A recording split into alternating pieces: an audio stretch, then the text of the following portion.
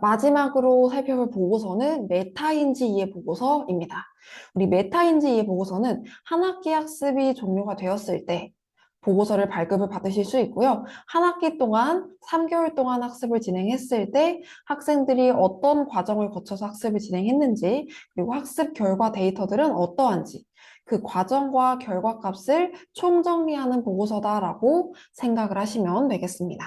이 메타인지 이해 보고서 같은 경우에는 출력하셔서 가정으로 보내는 걸 꼭 권장드리고 있고요. 앞에서 보셨던 다른 보고서들은 가정에 보내지 않더라도 3개월에 한 번씩은 꼭 이 보고서를 가정으로 보내는 걸 권장드리고 있습니다.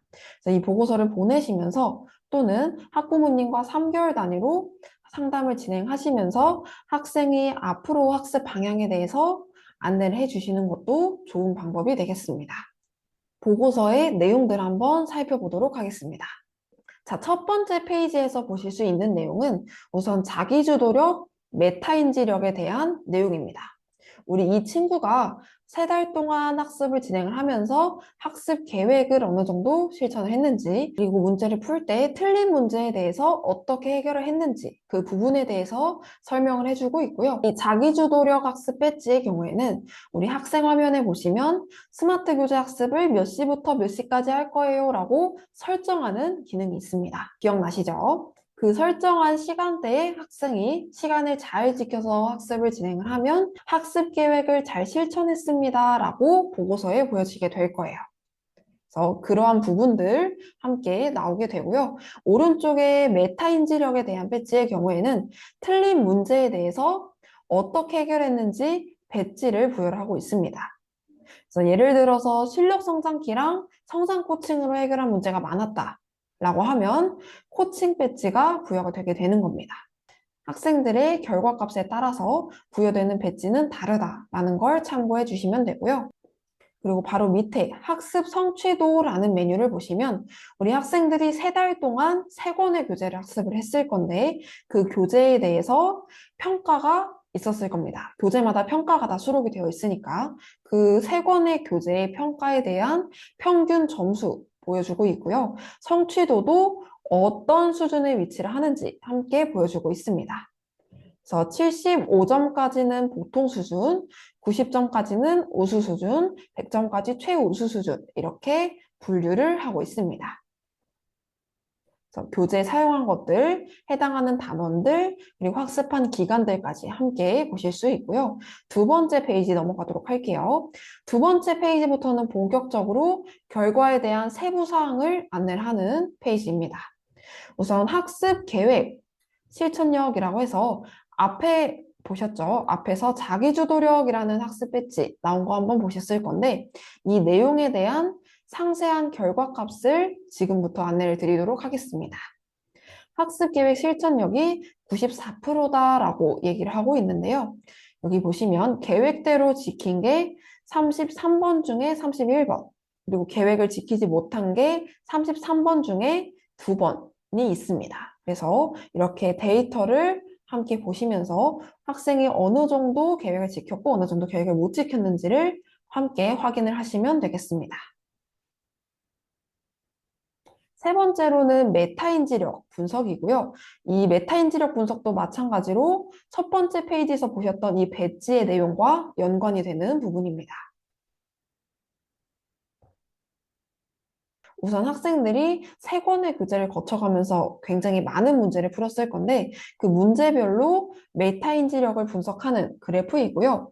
보시면 보라색으로 첫 도전에서 해결한 문제라고 표현이 되어 있고 초록색으로 재도전에서 실력 성장키로 스스로 해결한 문제가 표현이 되고 있습니다. 그리고 마지막으로 노란색으로 성장 코칭으로 해결한 문제가 표현이 되고 있어요. 그래서 이 그래프를 통해서 색깔로 좀 직관적으로 표현이 되어 있기 때문에 이 학생이 성장 코칭으로 해결한 문제가 많은지 또는 스스로 해결한 문제가 많은지를 함께 확인을 하실 수 있습니다.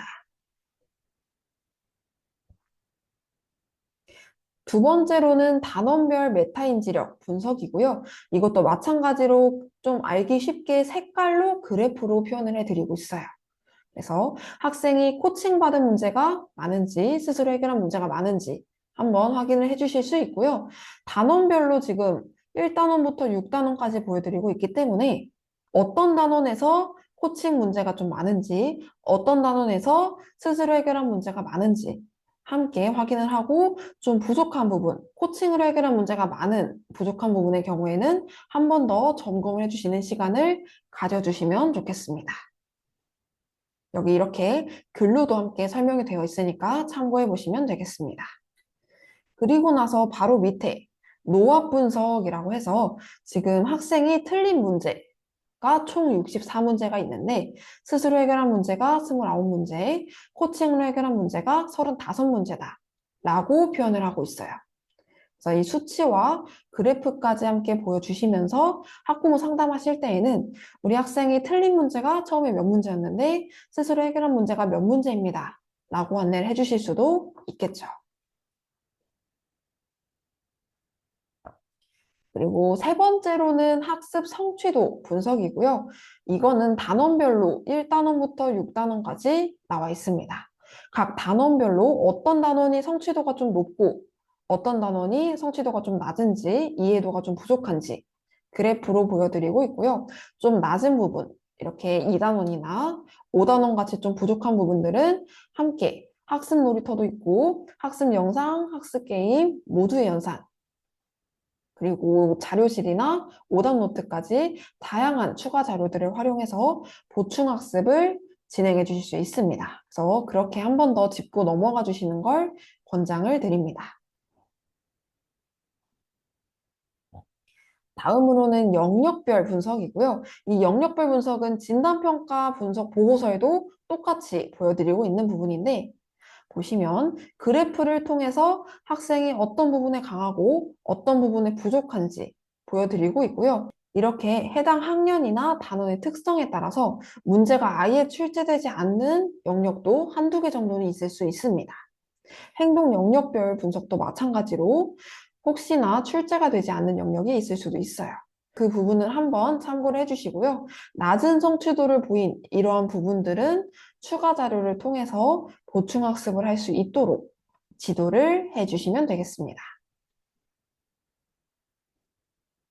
마지막 끝단에 선생님의 조언란을 작성해 주실 수 있는데 이 조언란은 작성 여부를 선택하실 수 있으시고요. 작성을 하실 경우에는 300자 내외로 기입을 하실 수 있다라는 걸 참고해 주시면 되겠습니다.